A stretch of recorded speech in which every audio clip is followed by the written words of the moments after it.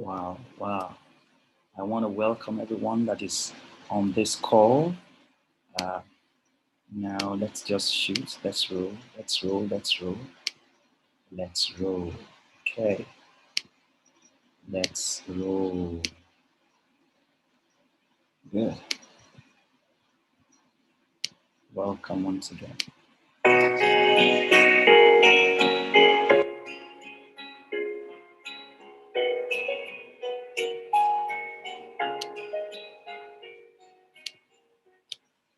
Okay. Oh, you're welcome.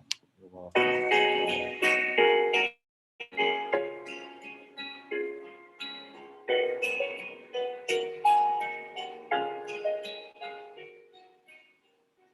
All right. Thank you. Thank you. Well, I just want to welcome everyone to this channel. You are visiting my channel, Olakuni Hamonidun, for the first time. I say thank you. Please don't forget to do something for me.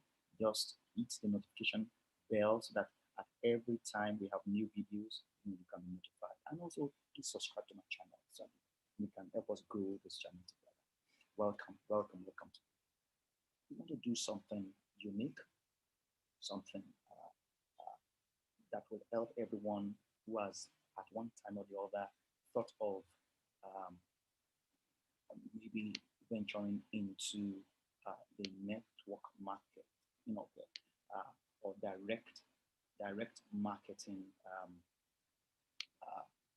mode of seeking financial freedom. We call it today the shared economy. It's not just multi-level market; it's a shared economy. Okay, and don't forget that by the trade laws of US and Europe, any company that uses the shared economy model must have a distinct product that it is selling. If your company, okay, that you want to join does not have a particular product or service that is selling, that is, you don't know how it's making its money, okay, there's no tangible product that's selling, okay, or tangible service, then it can be said to be a Ponzi. So be careful. If you want to know more about Ponzi, please also check on this on my YouTube channel. I did a session, a webinar that explains what Ponzi's are, so that you will be able to watch out for those signs and not get scammed. Okay, great. So today, we are looking at issues that have to do with that has to do with matters of how in network marketing, how do you relate, okay, with your upline. A whole lot of people, have challenges, and have angst, and you know, you know, even some people have left the marketing, direct marketing, organization because they felt that, maybe they were not, well, maybe treated or so by the upline and all that. Let us look at one or two things. How do you and how should you relate with your upline? Okay, please, and I will look at it from two perspectives. The mindset of the typical networker. Okay, and that's why I don't want to use the word network marketing. I would rather use the better described shared economy.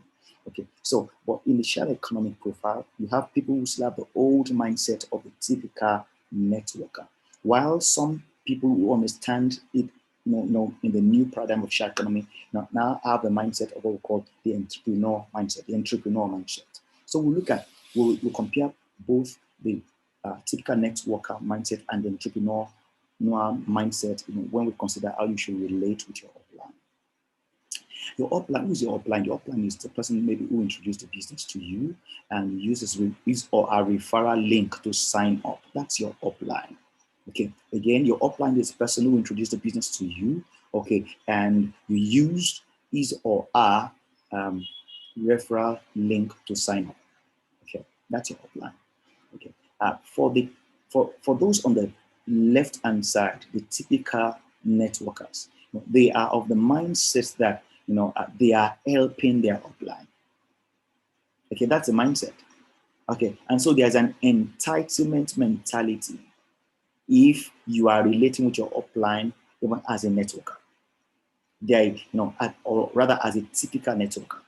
Okay, there's that mindset that you are working for him, and so he has a responsibility. Okay, you are not seeing it. You are seeing it as an obligation. Okay, you are not seen as a privilege. Okay, while the entrepreneur on the right side doesn't see that way. It's a privilege if the upline comes down to help me. It's a privilege. Okay, the entrepreneur sees it as, this is my destiny, this is my organization. I am just leveraging the system of this shared economy organization to build my own organization. So the entrepreneur, on the right hand side, sees in his mind an organogram where he sits as the CEO. That's what the entrepreneur sees himself. He sees like as an organization where he is a CEO. Okay, any external help from the upline is seen as a plus. So you must understand that. So the entrepreneur on the right hand side with that mindset, even though he's in a shared economy framework, just like the networker sees himself as, I own the organization. So my fortunes are determined by me, not by my upline. Okay, if help comes, it's good. But the typical networker who has the network mindset, I said, sees himself as working for the upline, and so maybe in quote doing his upline, some good. This is not exactly true, because if you think, okay, you will not work and you will hold your upline to ransom, it can just bypass your own leg and work through other people in the network who are willing to work. So you'll find that you won't have a win-win if you have this kind of mindset. So I'm repeating, the person with a network mindset, okay, thinks is helping the business of his upline. Okay, and this person who has a networker mindset thinks he is under the organization of his upline, while the entrepreneur mindset person within the network marketing organization or the shared economy, okay, sees himself as he owns his own organization, he builds it, is responsible for it. Okay, even goes out of the way even to invest into the marketing, therefore, because he knows that whatever he does is doing it for his own organization. But that's what the entrepreneurially driven shared economy person does. Okay. So he sees himself as the CEO. He even forgets about the person above him. If anything flows down from person above him, yeah, good. If not, he goes all the org to make the best of the business by himself. And so I've said that the person who has the typical networker mindset has an entitlement mindset. And in the shared economy model, if you have an entitlement mindset, you will not move very fast. You'll move very fast. Okay. As I've said, the person who has an entrepreneur mindset sees it as a privilege if there is any help from above.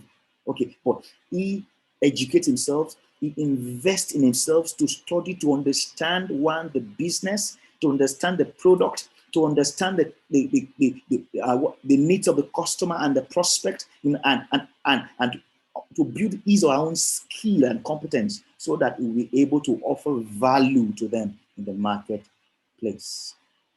Okay? And so you find that the typical networker sees upline, okay, you see, or is the person above him as we call it, an upline. But the person who comes in with his entrepreneur mindset does not see the person above him as an upline. He sees as my mentor. See it, as a person. If I need to understudy how he or she moved. I can understudy the person. And that's a mentoring relationship, not a dependency relationship. No, no, no at all. No. And I want to say also the person who has a networker mindset focuses just on having the prescribed three or two legs. Okay, so they look at their friend and families, and once they have the three or two legs, they go rest. They say, I have my legs complete. But this is limiting, and that's why your growth is limited if you relate with the person above you and relate with your shared economic business or network marketing organization as a typical networker. You are limited in how far you can grow and how much you can make. The network marketing, based on what Robert Kiyosaki said, has made more multi-millionaires in dollars in this century than any other industry in the world. So I'm saying, therefore, why are you not making a good part of this pie? It's because you have a wrong mindset. Your mindset cages you. Your mindset is like a thermostat. Your mindset is like, it's like that blueprint. It limits and restricts what you can build, the opportunities you can build for yourself. So the typical networker focuses strictly on friends and family because they are only looking at building maybe three or two legs as prescribed by the organization. And so they look at any from those three legs. They depend on the three legs. You walk and I eat. No, that's not the mindset of an entrepreneur who relates with the people above him as the owner of his own company. Okay, only leveraging on the shared economic model or system that the organization is offering. Okay, that's, don't forget, as an entrepreneur, even if you have a brick and mortar company, you can buy a technology and system, you can borrow or you can lease, even to use for your own organization. And that's exactly what the person with the entrepreneur mindset in this shared economics model, okay, that's how he sees himself. He sees himself as only leveraging on the system provided by the shared economic company or the network marketing company. So he's just leveraging on it, using it, even though he didn't build it or buy it himself. He's using it, to make a kill and to make financial freedom for himself. That's exactly what it is. And that's why the entrepreneurially minded, person in the network marketing organization or shared economy organization does not limit even his market to friends and family, because he doesn't see himself just growing his business by looking at friends and family alone.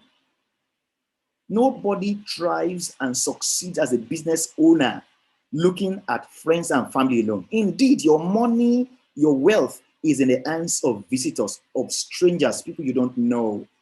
And so the person with the entrepreneur mindset, does marketing and uses all platforms of marketing communications, even time and time again, is persistent in looking for prospects, going all out there, even to grow his market base.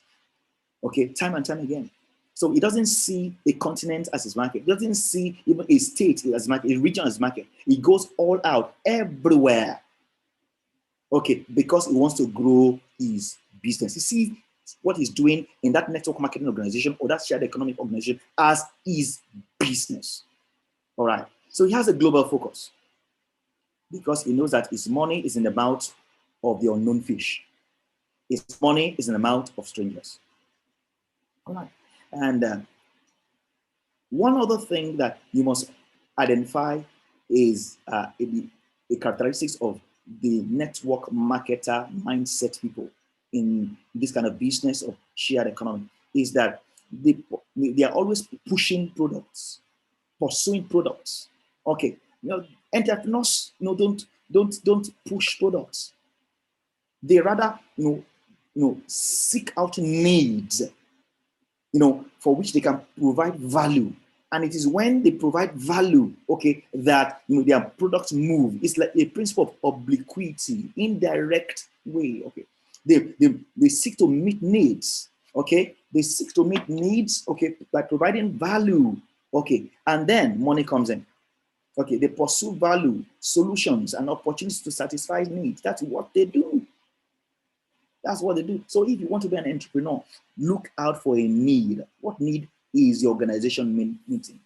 Don't forget, you must see yourself, as I've said, as a CEO. So what need, okay, that does your organization need? Is it a financial need? Is it educational need? Is it a safety need? Whatever need. Don't forget Maslow hierarchy of needs. Okay, what aspect of the physiological needs are you meeting? Okay, is it water needs? Okay, what aspect of the safety and security needs are you meeting? What aspect of the social needs are you meeting? What aspect of the self-actualization needs are you meeting? You must be able to distill it. Then when you distill it, you now distill your own solution in to help people to meet that need. And when people see themselves, okay, in you as a value, offerer, okay, to meet their needs, then they will open their pockets. That's what entrepreneurs do. And likewise, I want to say that entrepreneurs love risk, therefore. They're not risk averse. While the typical network marketer, who is averse to risk. And that's why you find that immediately they make some money, they want to quickly cash it out of the system rather than use it to upgrade and to grow their business. The typical businessman, the entrepreneur, has the principle of deferred gratification in his mind. He understands that you cannot plant a seed, in year one and begin to live large in year one. Okay, he wants to plow back time and time again. He understands what constitutes, seed and what constitutes fruits. He understands that at the beginning of his business, okay, you cannot, apportion everything that you see as your return on investment as fruits. So he deliberately and consistently plow back into the business. That's what upgrading is all about in network marketing or in shared economy. So, however, the typical network marketer minded person in the shared economy model, okay, quickly want to cash out because of the fear. Don't forget, I said they are ruled by fear because of fear that it may collapse. But I want to say that if indeed you have done your due diligence in the first instance to establish that it's a legit and legitimate, legit and legacy company, why fear? Why not turn it? Because don't forget also the wider and fatter your base of investment, the wider and faster will be the opportunity to be able to take and the growth level you'll be to achieve in the organization. Okay, so if you are totally risk averse, then most likely you have the typical network mindset. I'm not saying take risk that are not well thought out. Okay, calculated risk, but having done all, don't be fixated even through paralysis by analysis. Okay, you overanalyze and so you don't start out. Okay, the thing you must understand that is that when you see any opportunity, okay, you may not be able to dissect the in and out in totality. Okay, before venturing into it. Okay, but once you have some good information, venture into it. That's it. Okay. I do tell people, for instance, we ride in cars, but we don't necessarily have to be engineers. Okay, before we can trust. We ride in aeroplanes, and we don't necessarily have to be aeronautic engineers to understand the workings and all that. Okay, we don't need to even understand how it's driven. Just trust, and so once you can trust, the pilot's ability, you can trust. Yes, even though there may be accidents far in between, but it doesn't mean that we won't fly anymore. All right. So you must not be risk averse. Okay. No venture, no vanquish. That is the philosophy